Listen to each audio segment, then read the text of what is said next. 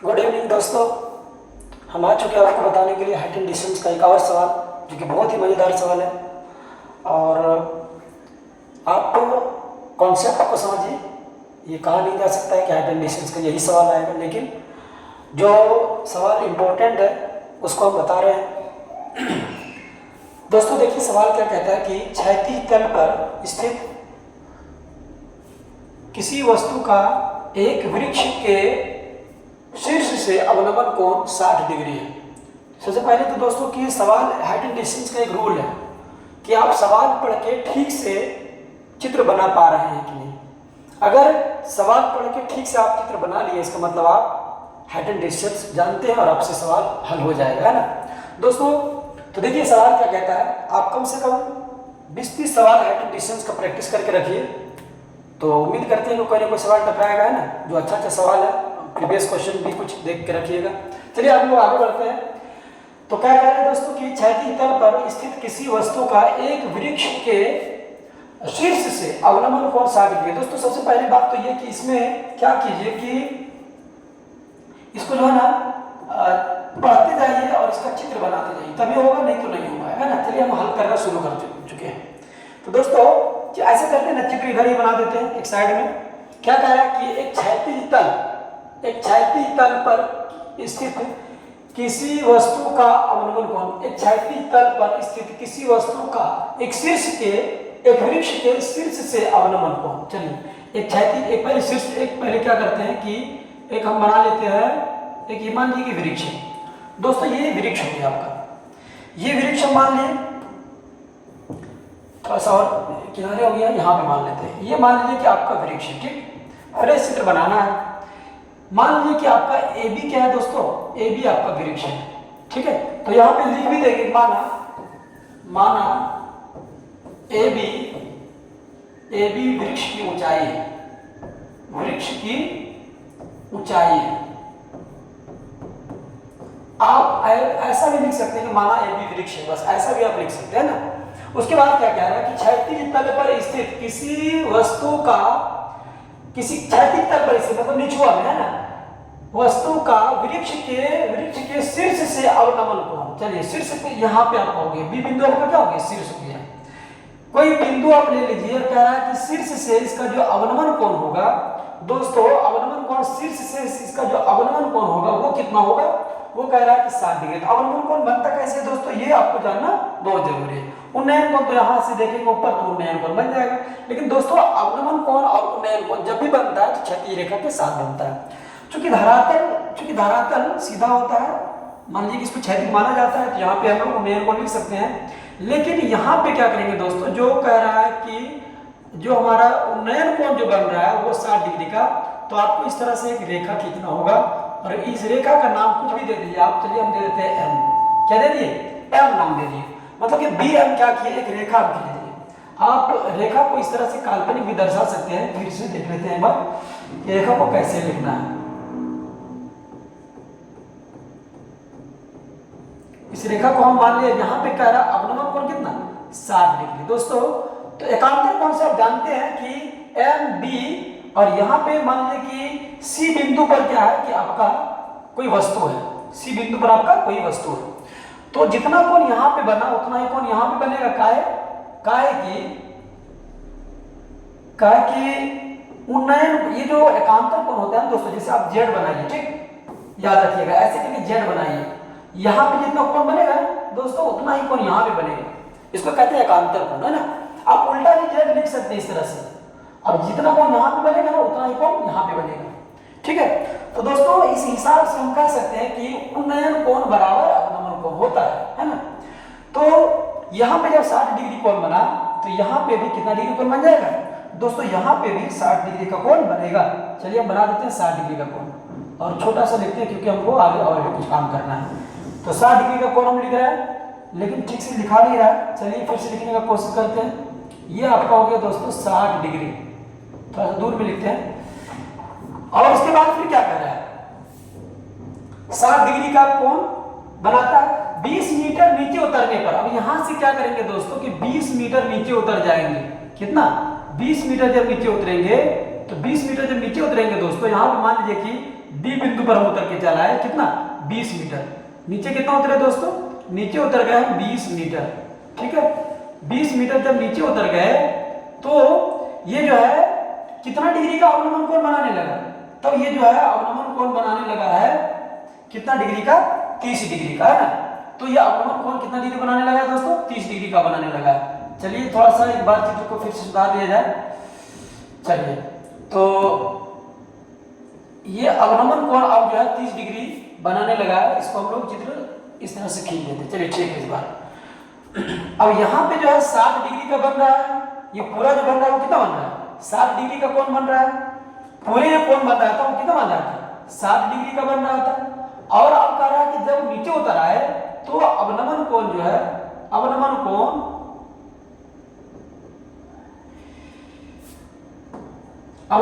जो है दोस्तों वो कितना बनने लगा है, वो बनने लगा आपका 30 डिग्री, ठीक है। तो यहां पे थोड़ा सा देख लेते हैं फिर से।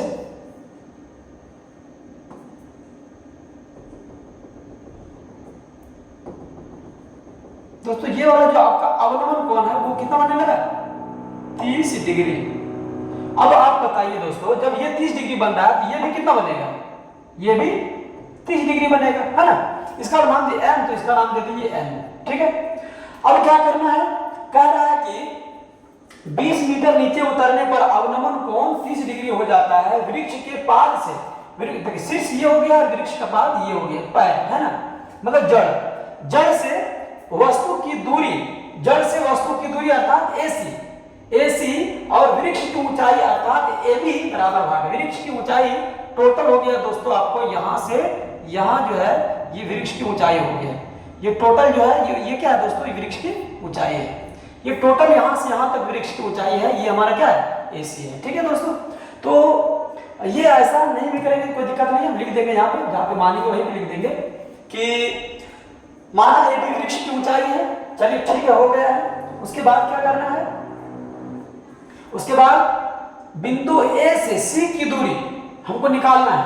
और फिर कह रहा है कि 20 मीटर नीचे आने पर, अब दो कोण दिया हुआ है दोस्तों, दिया हुआ है कि मान लीजिए कि क्षैतिज रेखा खींचे हम B से M तक, तो अवनमन हमको अवनमन कोण पता चला कितना दिया हुआ है, 60 डिग्री। तो 60 डिग्री यहां दिया हुआ, तो हमको BCA बराबर भी कितना होगा, 60 डिग्री। क्यों, क्योंकि अभी हम आपको बताया था कि एकांतर कोण क्या होता है, बराबर होता है।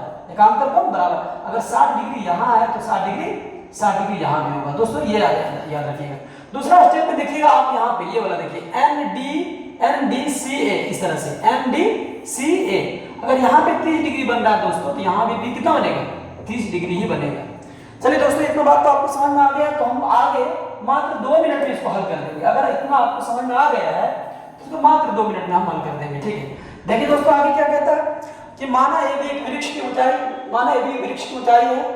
अब यहां से क्या करेंगे कि कोण अवनमन कोण आ रहा है 60 डिग्री, तो डायरेक्ट आप ऐसे भी लिख सकते हैं BCA बराबर 60 डिग्री। क्यों, क्योंकि अवनमन कोण 60 डिग्री दिया हुआ है, अवनमन कोण उन्नयन कोण के बराबर होता है।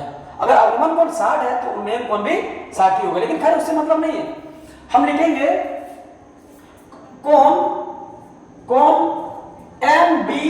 MBC, ऐसा नहीं लिख सकते हैं। अवनमन कोण है असल में यही MBC है अवनमन कोण, लेकिन MBC बराबर 60 डिग्री, तो BCA बराबर भी कितना होगा, 60 डिग्री होगा। आपको जो मन करता है आप लिख सकते हैं ना। तो हम इसमें क्या लिख देते हैं, MBC डायरेक्ट लिख देते हैं, MBC बराबर 60 डिग्री। या फिर लिखते हैं कि MBC कोण MBC बराबर कोण BCA बराबर 60 डिग्री, है ना। एवं कोण NDC बराबर, इसके बराबर क्या हो जाएगा, DCA, कोण DCA बराबर कितना हो जाएगा दोस्तों, 30 डिग्री हो जाएगा, ठीक है। उसके बाद क्या कर रहा है, आपको एक चीज और दिया हुआ है कि B से D की जो दूरी है, B से D बराबर, मतलब कि ऐसे लिखेंगे BD बराबर 20 मीटर। तो हमको निकालना क्या है, तो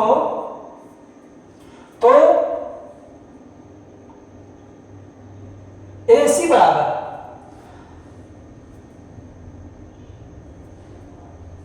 यहां पे एक चीज आपको और लिखना है कि माना कि सी बिंदु पर कोई वस्तु है, माना कि सी बिंदु पर कोई वस्तु है ना, माना ए बी वृक्ष है एवं सी बिंदु पर कोई वस्तु, इसी में जोड़ देते हैं, है ना, एवं सी बिंदु पर कोई वस्तु है, एवं सी बिंदु पर कोई वस्तु है, कोई वस्तु है। चलिए दोस्तों, एवं सी बिंदु पर कोई वस्तु है, चलिए ये आपको लिख लेना है। उसके बाद हम लोग क्या करेंगे कि इसके बाद ये सब लिखेंगे, है ना, कि माना ए बी वृक्ष की ऊंचाई है, ये हो गया एवं सी बिंदु पर कोई वस्तु है। उसके बाद कौन ये सब दर्शा दिए हैं, ये वाला भी हमारा 20 मीटर था, ये लिख दिए हैं। उसके बाद हमको निकालना क्या क्या है, निकालना है तो ए बी बराबर व्हाट, एवं ए सी बराबर, ये दो चीज निकालना है, ठीक है। ए बी या तो आप ऐसे भी लिख सकते हैं दोनों एक ही साथ, ए बी तो ए बी एवं ए सी बराबर दो चीज निकालना। दोस्तों यहां तक आपको इस तरह से लिख लेना है। आगे क्या करेंगे देखिए, आगे आप इसको स्क्रीनशॉट लेना है ले लीजिए, क्योंकि अब आगे बढ़ जाएंगे तो फिर आपको देखिए आगे क्या कहता है। देखिए समकोण त्रिभुज,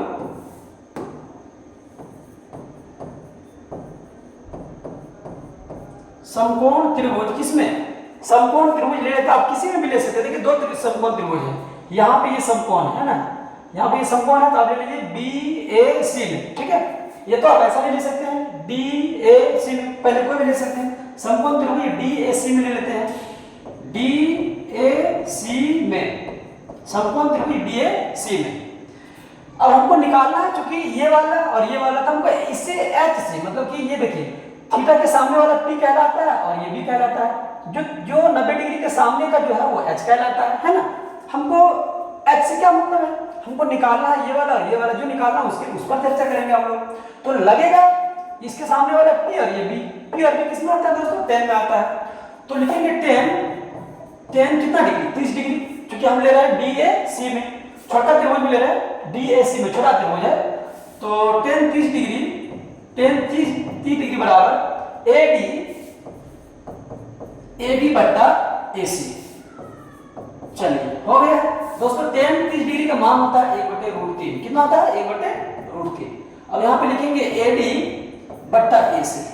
एक बार और ध्यान में रखिएगा दोस्तों, जब भी हल कीजिएगा एक चीज जरूर याद रखिएगा कि दोनों त्रिभुज में से, छोटका त्रिभुज और बड़का त्रिभुज में से कोमल भुजा क्या आ रहा है, उसी से समीकरण निकालिए। जैसे कि क्या यहाँ करना है कि यहाँ पे देखिए AC छोटका त्रिभुज में भी आएगा, AC बड़का त्रिभुज में भी आएगा, तो बिल्कुल आसानी से आप हल कर पाएंगे, कोई कंफ्यूजन ही नहीं रहेगा आपको। देखिए हम कैसे करते हैं, तो यहाँ पे आप क्या निकाल लिए, यहाँ पे आप निकाल लिए AC का मान, है ना।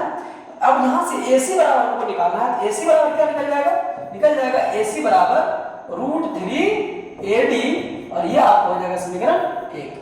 तो इतना बड़ा थोड़ा सा छोटा कर देते हैं इसको, ताकि ये काम आने वाला है फिर जगह, है ना। यहाँ तक आप कर लिए, एक समीकरण निकाल दिया। अब लेंगे बड़ा त्रिभुज, बड़ा त्रिभुज क्या है दोस्तों हमारा, समकोण त्रिभुज BAC में। लिखेंगे यहाँ पे समकोण त्रिभुज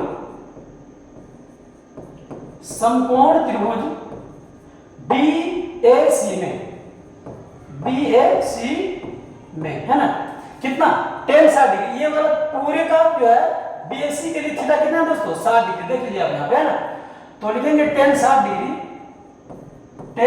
डिग्री बराबर पूरा ये P बनेगा ना, मतलब कि AB बट्टा AC।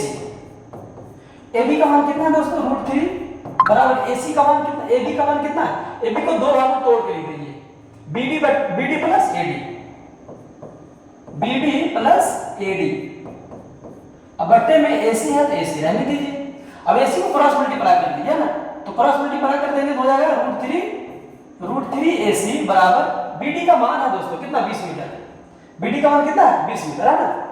BD का मान 20 मीटर, देखिए यहाँ पे भी लिख दिया है ना, BD का मान है 20 मीटर, अब प्लस AD दोस्तों ये तो AC इधर जा चुका है, अब इसको लाएंगे बट्टा मेरा, है ना, तो क्या होगा, तो हो जाएगा AC बराबर हो जाएगा दोस्तों 20 मीटर प्लस AD बट्टे √3। समीकरण ये हो जाएगा दोस्तों आपका 2। अब यहाँ समीकरण 1 में भी AC का मान है और समीकरण 2 में भी AC का मान है, यही हम बता रहे थे, कॉमन भुजन लेके उसको क्या किए, उसी को एक तरफ कर दीजिए, है ना। तो चूंकि AC का मान यहाँ भी है और AC का मान यहाँ भी है, तो दोनों मान तो एक ही होगा। AC तो एक बार ऐसा नहीं कि AC एक बार लंबाई होगा 20 मीटर, एक बार हो जाएगा 15 मीटर, जब भी होगा बराबर होगा दोनों समीकरण में। तो लिखेंगे समीकरण 1 एवं 2 से, समीकरण 1 एवं 2 से जब AC दोनों तरफ बराबर है उसका मान क्या होगा दोस्तों, बराबर होगा। चलिए बराबर कर देते हैं, √3AD बराबर 20 मीटर प्लस AD बट्टे √3 इधर क्रॉस मल्टीप्लाई करेंगे दोस्तों, तब √3 गुना क्या आएगा 3AD दोस्तों, √3 गुना √3 करेंगे होगा √9 तब फिर मान कितना आ जाएगा दोस्तों, 3 आएगा ना। ऐसे कहीं जब भी कोई संख्या सेम चीज अगर रूट में जोड़ा लग जाता है तो रूट से बाहर निकल जाता है ना। तो हो गया √3AD बराबर हो गया है 20 मीटर प्लस AD। अब इस AD को इधर ले आते हैं, या 3AD माइनस AD बराबर 20 मीटर। अब यहां पे क्या हो जाएगा दोस्तों, 2AD बराबर 20 मीटर। अब ये 2AD जो है दोस्तों इसको तो काट देंगे, किससे काटे, 10 से कट जाएगा, ये कितना बार में 10 बार में, मतलब कि AD का जो मान आने वाला है, AD बराबर कितना आया 10 मीटर। AD का मान आ चुका है दोस्तों 10 मीटर, AD का मान 10 मीटर आया, ठीक है। अब इस AD का मान हम क्या करते हैं कि समीकरण 1 में रख देते हैं। AD का मान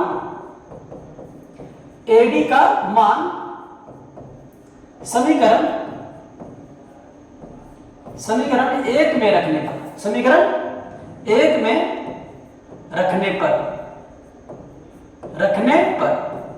समीकरण 1 में रखने पर तो समीकरण 1 क्या है दोस्तों, AC बराबर √3AD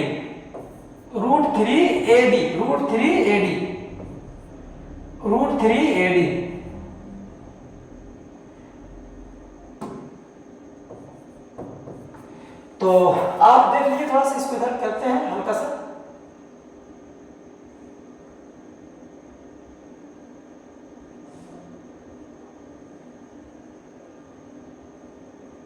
फिर देखेंगे हम कैमरा में कि कितना आ रहा है। √3AC बराबर में क्या हो जाएगा दोस्तों, √3 का मान हो जाएगा 1.732 और AC का मान कितना हो जाएगा दोस्तों, AC का मान अभी कहीं लाए थे ना, AC का मान √3AD है यहाँ पे, √3AD है ना। तो AD का मान अभी कहाँ पे लाए, AD का मान 10 मीटर लाए, यहाँ पे रख दिए 10 मीटर बराबर में क्या हो जाएगा दोस्तों, 10 पर 1 जीरो, मात्र ये दशमलव इधर घसक जाएगा और ये हो जाएगा 17.32 मीटर। क्या AC का मान निकल चुका है और AD का भी मान निकल चुका है, ठीक है। तो क्या लिखेंगे कि अतः वृक्ष के पाद से बिंदु की दूरी बराबर कितना, अतः लिखेंगे, अतः यहां पे देखिए लिखेंगे अतः वृक्ष के पाद से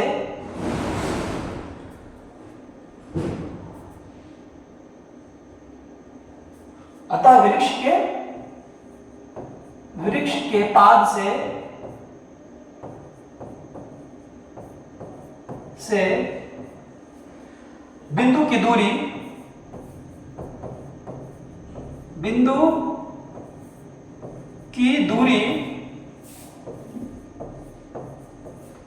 बराबर कितना हो जाएगा 17.32 मीटर। एक आंसर आपका आ चुका है, ठीक है दोस्तों। अब आपको निकालना है क्या, वृक्ष की ऊंचाई, है ना। तो थोड़ा सा इसको और छोटा करेंगे, आप स्क्रीनशॉट पहले इसके लीजिए, आप पहले इसका स्क्रीनशॉट लीजिए दोस्तों, उसके बाद हम फिर थोड़ा सा इसको छोटा कर देंगे और लिखेंगे वृक्ष की ऊंचाई, है ना। वृक्ष की ऊंचाई लिखेंगे, वृक्ष एवं वृक्ष की ऊंचाई बराबर क्या हो जाएगा, वृक्ष की ऊंचाई क्या हो जाएगा, AD प्लस BD। वृक्ष की ऊंचाई AB बराबर हो जाएगा AD प्लस BD। AD का मान कितना हो जाएगा दोस्तों, AD का मान अभी निकाले थे हम 10 मीटर, तो लिख दीजिए आप 10 मीटर प्लस BD का मान कितना 20 मीटर, तो यहाँ पे लिख दीजिए 20 मीटर। तो कुल मिला हो जाएगा आपका 30 मीटर, ये आपका आंसर है दोस्तों। तो एक आंसर आ चुका है, वृक्ष के पाद से मतलब यहां से बिंदु की दूरी कितना है, बिंदु की दूरी AC का मान कितना निकला हमारा दोस्तों, निकल गया हमारा 17.32 मीटर, ये आपका एक आंसर हो गया। और वृक्ष की ऊंचाई AB बराबर AD प्लस BD। AD का मान निकाले दोस्तों 10 मीटर और BD का मान है 20 मीटर, तो इस तरह से आपका कुल मान कितना हो गया 30 मीटर, यही आपका आंसर है दोस्तों। तो बताइए दोस्तों की वीडियो कैसी लगी, वीडियो अगर अच्छी लगी होगी तो दोस्तों के साथ शेयर भी कर दीजिए, सब्सक्राइब कीजिए, लाइक कीजिए, और वीडियो पूरी देखने के लिए वेरी वेरी थैंक यू।